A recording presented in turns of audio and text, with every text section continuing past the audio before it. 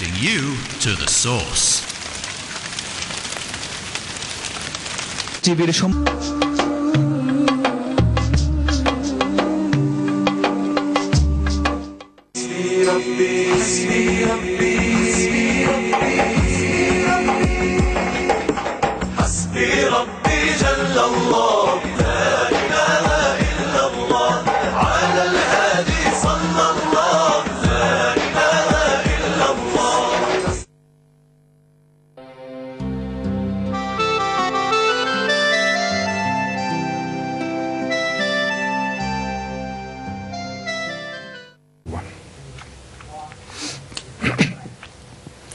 A'udhu billahi minash shaitanir rajeem. Bismillahir rahmanir rahim. Assalamu alaikum wa rahmatullahi wa barakatuh. And welcome to I Mean Business. As you know, my good friend Sami Higab has been hosting the shows for me and looking after you with I Mean Business because I've been away and doing other things. And today I had some free time and Sami's kindly offered whether I'd be able to come on the show, and I couldn't refuse Sami as he's helped me so much. So that's why I'm here today for I Mean Business, and we have a professor today on the show. Usually it's a doctor, but today I would like to welcome a professor. Everyone, welcome Professor Humayun Dar. Assalamu alaikum. You're elevated. That's right. Thank you very much. When did you become professor? Actually, I was offered a professorship at UITM, which is the largest university in Malaysia. MashaAllah, okay. And your doctorate is from the UK, and now you are now professor as well, MashaAllah. That's right, yeah. So stay with us, and what is after professor? After that, I would like to go for what is known as dato-ship. Dato-ship, okay. So I would like to be called as Dato Professor Humayun Dar. So where does the doctor come? Dato Professor Dr. Humayun Dar. That's right, yes. MashaAllah, man. And then how can I forget my next guest? And today he's going to be my co-host. Assalamu alaikum. And thank you for welcoming me back on the show. It's always a pleasure. And inshallah next week I will not be here, so you will have to carry on without me. I'm sorry about that. I'm sure they're going to all miss you. Well, I think they can have too much of a good thing. So if I come occasionally, with your permission. You're more than welcome anytime. Just step in. Step in. Thank you very much. So, Professor, I'll call you Dr. Dar. No, what should I call you? What would you like to be called? I would rather prefer Humayun Dar. Dr. Humayun, no, Humayun Dar.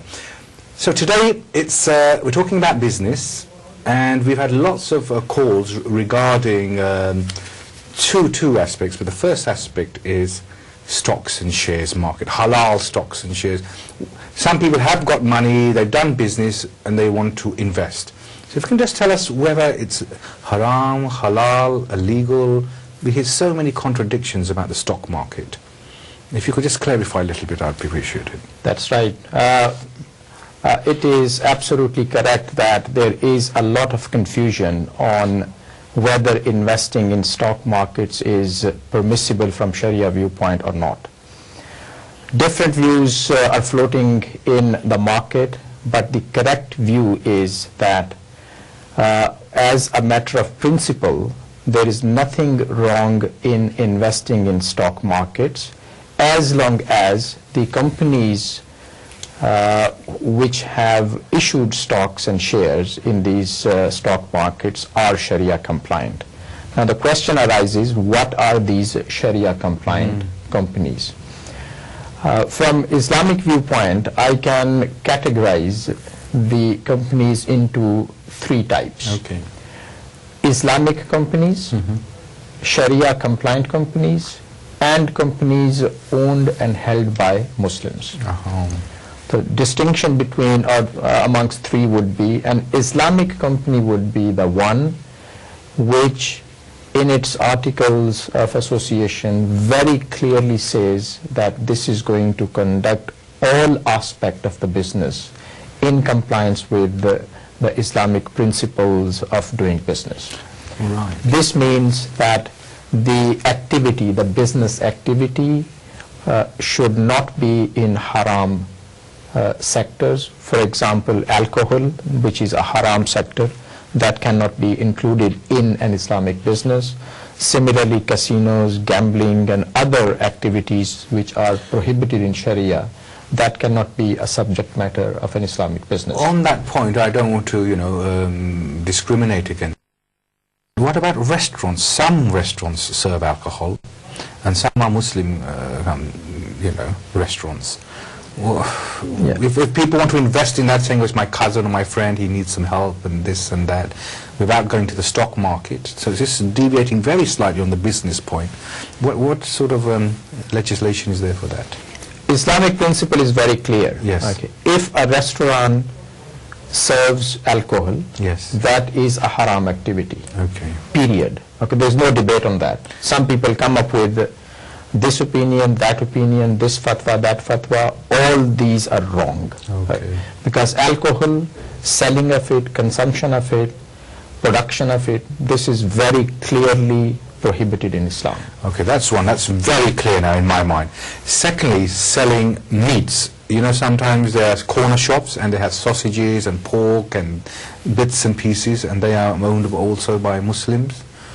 When it comes to producing, selling, processing, entering into any kind of logistics of pork, that is haram as well. Okay.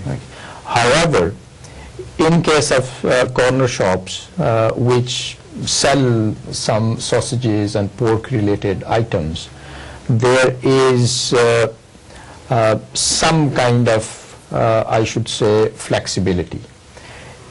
The rule of thumb is that if the income coming from haram activities is less than 5% of the total income, right, then the owner can still call its business as Sharia compliant, and the owner should purify that income. If, for example, the income coming from the sale of sausages is less than 5%, it's 4%, then 4% of the income should be purified, it should be given to a charity. MashaAllah. Okay. But we're not encouraging, we're saying there is a way if you are that way inclined. In societies like UK, where Muslims are in minority, like, sausages and pork kind of things, we can avoid these. But yes, if there is a corner shop owned by a Muslim which is predominantly in non-Muslim areas, okay, and if this is something which is very vital for the business, okay, then there is a flexibility, as I said. But when it comes to alcohol, the flexibility is very, very small, okay, because the prohibition of alcohol is very clear-cut. Okay. And given that many corner shops, many stores, okay, they rely very heavily on the sale of alcohol-related items, I would not even like to say that if the income is less than 5% or 10%, because when I talk to these shopkeepers, they say that, if we leave this business aside, then our business will collapse. Yes, I think so. Great. So, right, going back to the stocks which are halal. Yeah, basically I was talking about the classification of the business. The first class is Islamic business, which is from A to Z Islamic. Activities are Islamic, employer-employee relationships are Islamic, service providers are treated in compliance with Islamic requirements and so on. So we call them Islamic, pure Islamic businesses. The second category is Sharia compliant businesses. These Sharia compliant businesses certainly should be about Islamically permissible activities, i.e. they should not be about consumption, production, selling of alcohol, pork, lottery, that kind of stuff.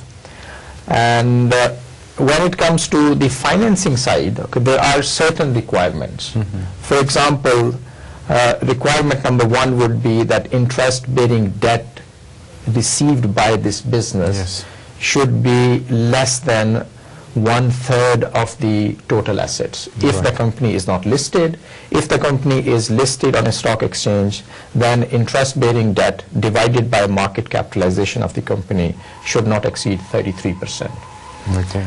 The second financial requirement is that cash plus interest-bearing securities held by the company should not exceed 33% of market capitalization of the company.